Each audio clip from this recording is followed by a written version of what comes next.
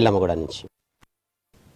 Janasena party రాష్ట్ర ప్రధాన కార్యదర్శి ఎమ్మెల్సీ నాగేంద్రబాబు సతీమణి పద్మజ ఖమ్మం జిల్లాలో పర్యటించారు. మదిర మండలం మాటూరుపేట గ్రామంలో జనసేన సర్పంచ్ అభ్యర్థి తరపున ప్రచారం నిర్వహించారు. నాగబాబు సతీమణి పద్మజకి జనసేన శ్రేణులు ఘన స్వాగతం పలికారు. జనసేన సర్పంచ్ అభ్యర్థిని తోట దీపకలను భారీ మెజార్టీతో గెలిపించాలని ఆమె ఓటర్లను విజ్ఞప్తి చేశారు. జనసేన సైనికులు ప్రచారంలో పెద్ద ఎత్తున పాల్గొన్నారు.